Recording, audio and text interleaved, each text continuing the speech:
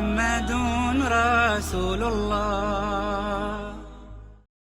إن الحمد لله نحمده ونستعينه ونستغفره ونعوذ بالله من شرور أنفسنا ومن سيئات أعمالنا من يهده الله فلا مضل له ومن يضلل فلا هادي له أشهد أن لا إله إلا الله وحده لا شريك له وأشهد أن محمدا عبده ورسوله صلى الله عليه وعلى آله وصحبه وسلم تسليما كثيرا إلى يوم الدين. يا أيها الذين آمنوا اتقوا الله حق تقاته ولا تموتن إلا وأنتم مسلمون أما بعد. Allahun e falenderojmë për madhërisë e tij për kulemi e dorëzohemi. Nga ai faljen ndihëm dhe mbështetje kërkojmë.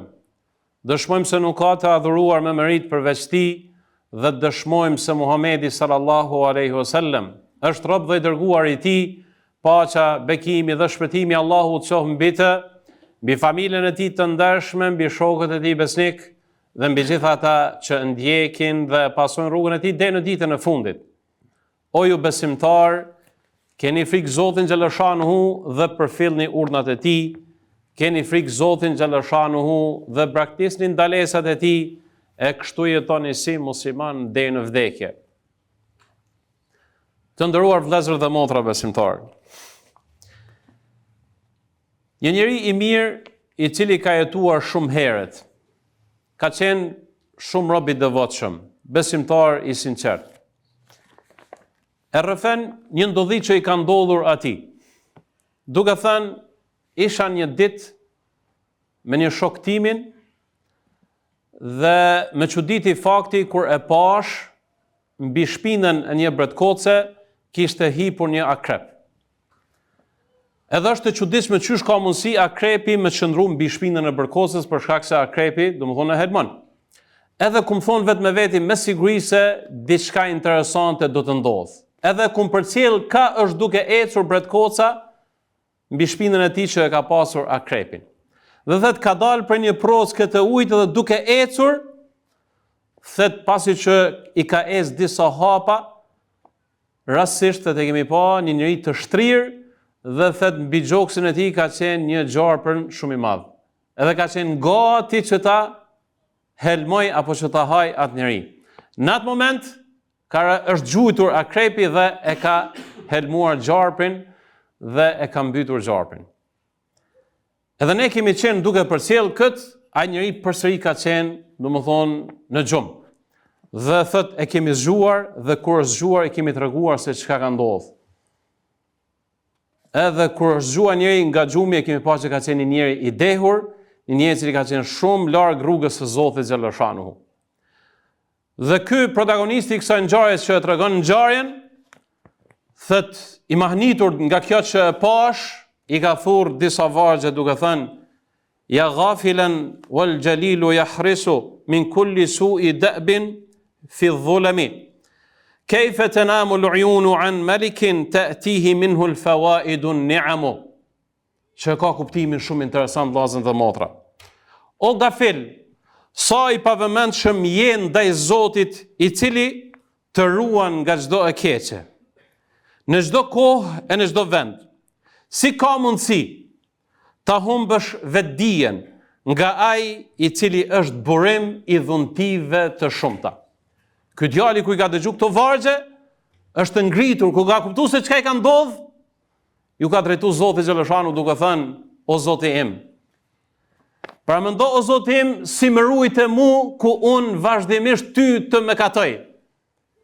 E paramendo, ka thënë, se sa i ruan Zoti ata që Zotin e respektojnë.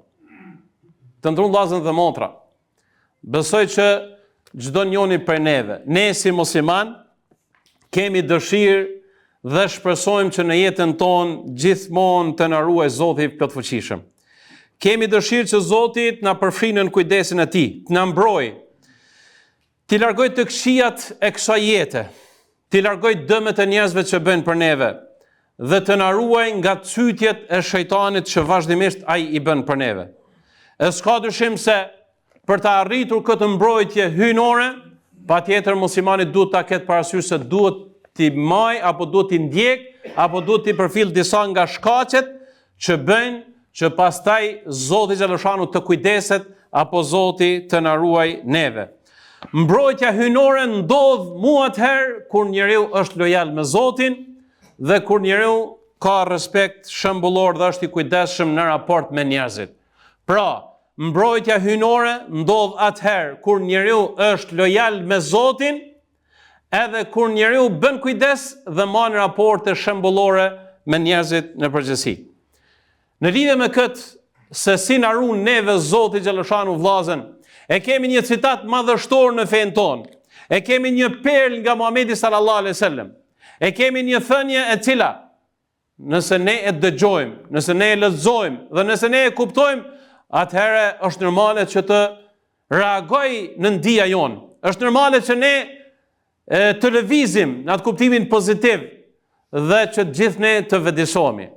Është porosia Muhamedit alayhi salatu wasalam që i drejtohet Abdullah ibn Abbasit radiallahu ta'ala anhu, një djalë i cili ka qenë shumë inteligjent, një djalë i cili ka qenë shumë i mençëm, një djalë i cili ka qenë shumë kurrështar të mësoj shumë gjëra nga Muhamedi sallallahu alaihi wasallam. Dhe Muhamedi alayhi wasallam kur e ka pa inteligjencën e tij, kur e ka pa kujdesin e tij, Muhamedi sallallahu alaihi wasallam nuk ka hezituar që t'ia thot fjalë më madhështore.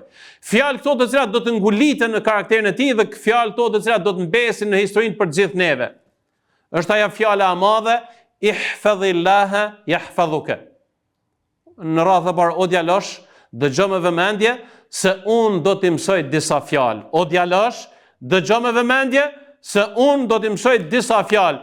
Ihfadhillaha yahfadhuka. Ruaje ti Zotin, Zoti do të ruan ty. Ihfadhillaha tajidhu tujahak. Ruaje Zotin ti, Allahu do të jetë gjithmonë me ty. Këto fjalë ka nevojë që gjithë ne t'i përsëritim. Ka nevojë që t'u mësojmë vetvetes tonë, ka nevojë që t'u mësojmë fëmijëve tanë dhe ka nevojë që vazhdimisht t'i promovojmë dhe t'ju tregojmë njerëzve. Domethënë, fjala ruaje Zotin ti, se Zoti të ruan, e ka për qëllim njihe Zotin, adhuroje vetëm atë, mos i tejkalo kufit të Zotit, zbatoj urdhnat e Zotit dhe largohu prej ndalesave të tij. Fjala e Muhamedit alayhi salatu wasalam, ihfadhillaha tajidhu tujahak. Ruaje Zotin se Zotin do ta kesh gjithmonë me vete. E ka kuptimin që Zoti të mbron, Zoti të ndihmon, të forcon dhe të udhëzon duke të dhuruar sukses në jetën tënde. Gjithashtu, duhet ta kemi parasysh të ndrullazën, ihfadhillaha tajidhu tujahak. Ruaje Zotin ti se Zotin do ta kesh vazhdimisht me ty. Kjo ja jep robit, ja jep besimtarit, ja jep njeriut një vetë besim që gjithmonë e ka Zotin xhaleshanu me vete. Që gjithmonë Zoti është prezent me të, me kujdesin, me mbrojtjen, me dijen dhe me përkrahjen e tij. Andaj gjithmonë duhet përsëritur këto fjalë me vetmin qëllim që ta fuqizojmë besimin ton, me vetmin qëllim që ne ta ruajmë Zotin, duke njohur më shumë Allahun, duke adhuruar vetëm atë, duke pasur kujdes që do mos i kalojmë kufit e tij, duke pasur kujdes që të përfillim urdhat e tij dhe duke qenë shumë të kujdesshëm mos gjindemi në ato gjëra të cilat Zoti xhaleshanu na ka ndaluar neve. E nëse ndodh kjo, atëherë ne do të përfitojmë se Zoti do të na ruajë neve. Pra nëse ne jemi lojal me Zotin, atëherë ne jemi ata të përfitojmë se Zoti xhaleshanu do të kujdeset dhe do të na ruajë neve. Allahu do të na ruajë neve fen dhe do ta ruajë dunjan tonë. Si na ruan Zoti xhaleshanu jetën tonë. Allahu na ruan shëndetin, na ruan mendjen, na ruan fëmijët dhe familjen dhe na ruan pasuninë tonë. Edhe për këtë të ndrullazën kemi shembuj të ndryshëm. Është dëshmuar se ata të cilët e lexojnë vazhdimisht Kur'anin, e mësojnë përmendesh, i kuptojnë mesazhet e Kur'anit dhe jetojnë me Kur'an, është dëshmuar se Kur'ani ju jep forcë, ju jep energji, ju jep shëndet, ju ruan mendjen dhe ju jep sukses në jetën e tij. Andaj dietarët kanë thënë se kush e mëson Kur'anin, kush jeton me Kur'an, Allahu do ta begatojë në mendjen e tij dhe do ta beqatoj në shëndetin e tij. Transmetohet për Imamet Tabereun, një ndër kolosët e Islamit, një ndër komentatorët më të vjetër të Kur'anit, që pothuajse të gjithë komentatorët që kanë ardhur pas tij kanë qenë të varur nga komentimi Imam Tabereut rahimahullah. Flitet se ka jetuar mbi 100 vite dhe Zoti i ka jap mendje të prehtë, i ka jap shëndet. Edhe një ditë prej ditëve duke qenë me nxënësat e tij, i ka ndodhur një gjë shumë interesant. Kanë qenë të hipur në anije dhe ata të rit kanë filluar me zbrit, mirë po nuk kanë mujt me zbrit, për shkak se ka mundësi nuk është afruar shumë afër, domethënë bregut anija. Flitet se Imam Tabereu, 100 vjeçar, nga ai vend ka kthy dhe ka rënë tokë, edhe pa i ndodh asgjë e keqe. I kanë thënë Imam Tabereut nxënësat e tij, kanë thonë: "O hoxh, pse veprove kështu? A nuk u frigove se kockat e tu janë më të dobët, shëndeti jot është më i dobët, ka mujt me të ndodhë ndonjë fatkeqësi?" Imam Tabereu me një guxim shumë të madh e thet atë fjalën që pastaj ka mbet standard tek ulemaja dhe kanë thënë: "Thot këto gjymtyr i kemi ruajtur nga mëkatet kur ne kemi qenë të ri, pastaj Zoti xhallashanuhu i ka ruajtur atëherë kur ne jemi në pleqëri." Andaj vllazën dhe motra, kush e ruan veten e tij, kush e fuqizon vetveten e tij me besim, kush e fuqizon vetveten e tij me përfilljen e urdhnave të Zotit dhe duke i praktiksuar ndalesat e Zotit, Zoti do t'i jap shëndet, Zoti do t'ia ruaj mendjen dhe Zoti do t'ia ruaj pasurinë e tij. Gjithashtu e kemi në tregimin e surës Kehf një ngjarje interesante që ka ndodhur me Musën dhe me Khidrin, se si Zoti xhallashanuhu u ruan pasurinë e atyre njerëzve që e kanë ruajtur Zotin xhallashanuhu, që kanë qenë lojal me Zotin, që e kanë madhnuar Zotin, që i kanë përfillur urdhat e Zotit dhe që i kanë praktikisht ndalesat e tij. Dhe ngjarja është, duke qenë Musa me Khidrin duke udhëtuar, janë ndalë në një vend banim dhe kanë kërkuar ushqim. Mirë po ata nuk ju kanë ofruar ushqim, që ka qenë kundër traditave njerëzore. A keni pa njerëzit nëse të lyp diçka për shembull lëmosh, nëse është në çështje luksi ose diçka që ka të bëjë me çështje dytësore apo tretësore të jetës, njerëzit hezitojnë. Ndërsa është e pamundshme që nëse dikush kërkon ka fshat buke që dikush ta refuzoj dhe ta kthej. Edhe me Musa me Khidrin kanë kërkuar ushqim dhe njerëzit kur kush nuk i ka japur ushqim, edhe pse kanë qenë njerëz me famë, njerëz me autoritet. Edhe duke ecur, Khidri ndalet dhe e sheh një mur i cili ka qenë gati që të rënohet, së bashku me Musën e kanë rimëkëm, domethënë atë mur. Edhe pastaj Musa alayhis salam nuk mujti me dëru, thot qyshtet edhe nuk na preten mirë, thot edhe përkundazi u sjellë shumë mirë me ta dhe ju ndihmove. Atëherë Musa i tregon Khidri i tregon Musa alayhis salam duke thënë: "Wa amma al-jidaru fa kana li ghulamayn yatimayn fi al-Madina wa kana tahtahu kanzun lahumā wa kana abuhuma salihah." Për sa i përket murit o Musa, thot nën atë mur ka qenë një kenz, ka qenë një thesar në të cilën ka pas gjëra të çmueshme. Dhe ky thesar ka qenë i një njeriu i cili ka qenë besimtar dhe ka lënë trashëgimi për bijtë e tij. Andaj, vllazën dhe motra, Zoti xhallashanuhu këtij njeriu të mirë ja ka thënë Musën edhe Khidrin me vetëm qëllim mja rujt pasurinë, e që ajo pasuni pastaj ta trashëgojnë pasardhësit e tij. Gjithashtu të nderuar vllazën dhe motra, ne duhet ta kemi parasysh se Zoti na ruan neve nëpërmjet me lajkeve që Allahu i ka krijuar enkas për të na ruajtur neve. Thot Allahu te barekuhu teala: "Lahu mu'aqibatu min bayni yadayhi wa min khalfi yahfazunahu min amri Allah." Që ka kuptimin, Allahu ka caktuar meleq nga para dhe nga mrapa, që ta ruajnë njeriu nga të bëmat dhe që ta ruajnë njeriu nga rreziqet dhe që ta ruajnë nga të këqijat. Kanë thënë komentatorët e Kuranit duke komentuar këtë ajet: "Laula anna Allah azza wa jall wakala bikum malaika yadhubuna ankum fi mat'amikum wa mashrabikum wa awratikum la takhattafakum al-jinn." Thët po të mos kishte krijuar Allahu meleq që janë special për mirujt juve, thët e gjinët do t'ju kishin kapërdi juve, e gjinët do t'ju kishin marr juve dhe nuk do t'ju kishin lënë as ushqim, as pije dhe do t'ju kishin shkatruar juve. Andaj, falë Zotit xhallashanuhu, Allahu ka bërë me lajke që me lejen Allahut subhanahu wa taala ato me lajke na ruajnë neve. Pra kjo është që Allahu subhanahu wa taala kush e ruan Zotin, Zoti ta ruan ty dunjan, ta ruan ty shëndetin, ta ruan ty mendjen, ta ruan familjen dhe ta ruan pasuninë tënde. Ndërsa forma e dytë e ruajtjes së Zotit për neve është kur Zoti xhaleshanu e ruan fen ton. Zoti xhaleshanu na ruan të mos devijojmë në besim. Na ruan që të mos lajthitemi.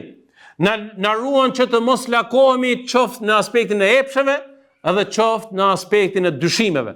Po ashtu Allahu e ruan fen ton në momentin kur jemi në fundin e jetës. Allahu na mundson me vdek me shahadet. Për këtë arsye Allahu te barekuhu teala thot: "Yuthabbitu Allahu alladhina amanu bil qawli thabiti fil hayati dunya wa fil akhirah."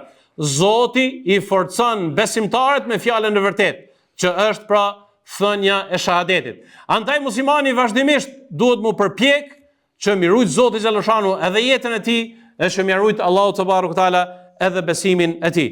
Po ashtu, të ndrullazën në lidhje me rujtjen e Zotit xhaleshanu, besimin e tij, sidomos në pjesën e fundit të jetës, Allahu te barekuhu teala na ka treguar duke thënë fala khawfun alehim wala hum yahzanun, thot atëherë kur do të vdesin besimtarët, as nuk do të kenë pikëllim e as nuk do të kenë trishtim.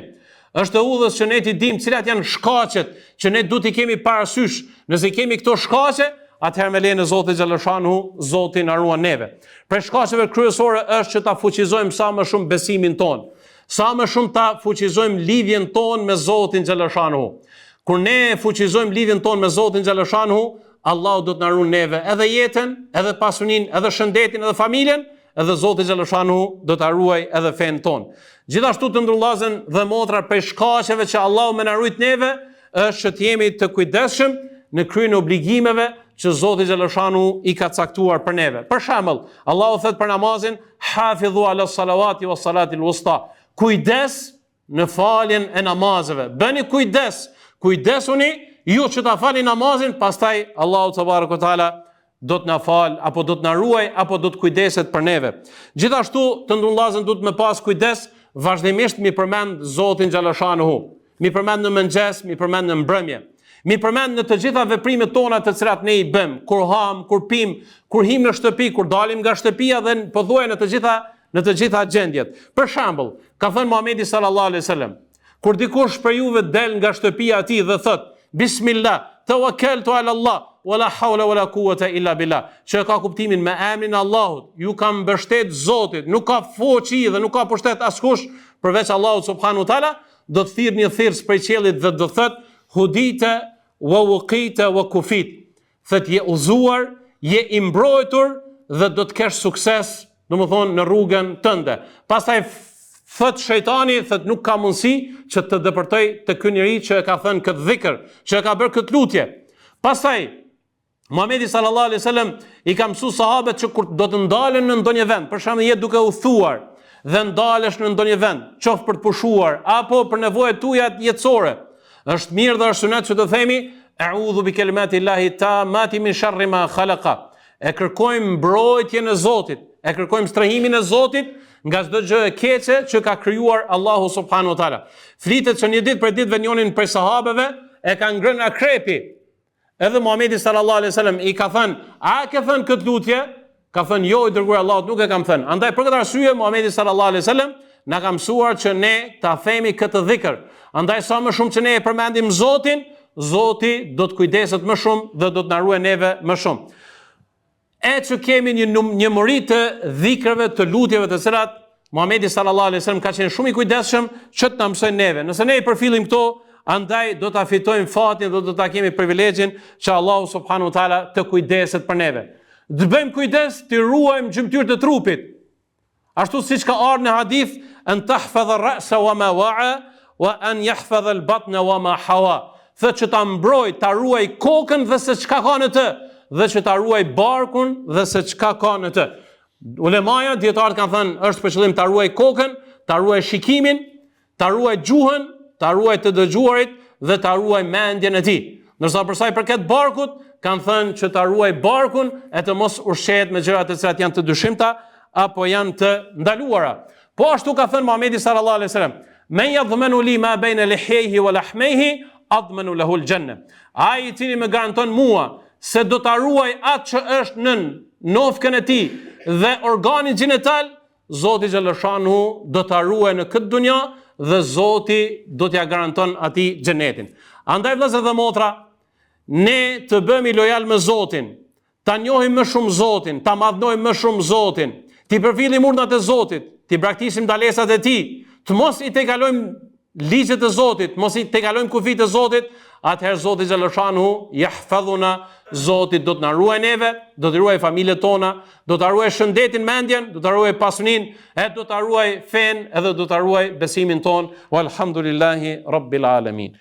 Alhamdulillahi wahda wassalatu wassalamu ala man la nabiyya ba'da ma ba'd. Përsëri e falendojmë Allahun te barekuhu teala, dërgojmë salavatin mbi Muhamedit alayhi salatu wassalam, mbi familjen e tij të ndershme, mbi shokët e tij besnik dhe mbi gjithë ata që ndjekin dhe pasojnë rrugën e tij deri në ditën e fundit. Të ndruar vëllezër dhe motra, Kurani famëlart na sjell shembuj të shumt se si Zoti xhallashanuhu është kujdesur dhe I ka ruajtur pejgamberët e tij.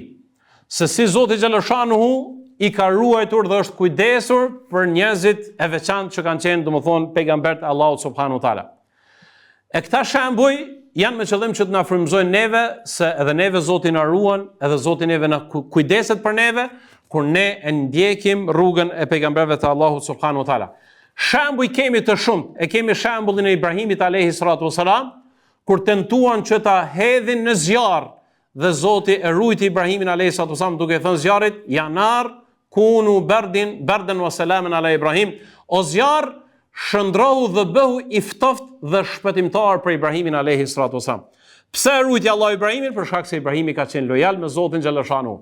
E kemi shembullin e Musës alayhi salatu wasalam, qysh Allahu e ruajti Musën dhe besimtarët e tij në momentin kur u ballavaçuan në kthetrat e faraonit. Edhe para detit bëri Zoti xhallashanuhu dhe urdhoi Musën: "Idrib bi asakal bahr." Godite detin me shkopin tënd, pastaj u hapën 12 korridore dhe shpëtoi Musa alayhi salatu wasalam me besimtarët e tij. E shpëtoi Zoti xhallashanuhu Yunusin alayhi salatu wasalam duke qëndruar në barkun e balenës. E shpëtoi për shkak se Yunusi alayhi salatu wasalam ishte lojal me Zotin dhe Zoti u kujdes dhe e mbrojti në momentin kur ka pas, domethënë, vështirësitë më të mëdha. Andaj të ndrullazën, pejgamberët e Zotit xhallashanuhu ishin të paluhatshëm në besim, ishin të vendosur dhe atëherë kur ata kishin vështirësi në jetën e tyre, e ruanin lidhjen e sinqertë me Zotin xhallashanuhu, prandaj Zoti I ruajti në mënyrë perfekte dhe I ruajti në mënyrë të mrekullueshme. Andaj, vëllezër dhe motra besimtar, ruajini Zotin në rini me qëllim që Zoti t'ju ruajë në pleqësi. Ruajini Zotin në fshehtësi me qëllim që Zoti t'ju ruajë në publik. Ruajini Zotin atëherë kur jeni në mirëqenie me qëllim që Zoti t'ju ruan atëherë kur ne sprovohemi. Allahu na bëft prej atyre që Zoti kur nuk heq dorë mbi ta.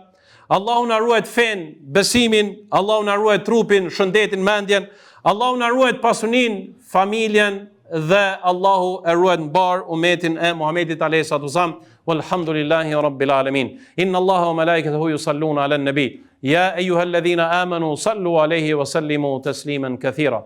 Allahumma salli ala Muhammadin wa ala ali Muhammad kama sallaita ala Ibrahim wa ala ali Ibrahim innaka Hamidum Majid. Allahumma barik ala Muhammadin wa ala ali Muhammad kama barakta ala Ibrahim wa ala ali Ibrahim innaka Hamidum Majid. Inna Allaha ya'muru bil 'adli wal ihsani wa ita'i dhil qurba wa yanha 'anil fahsha'i wal munkari wal baghi ya'idhukum la'allakum tadhakkarun wa aqimus salah. La ilaha illallah, la ilaha illallah, la ilaha illallah, Muhammadun Rasulullah.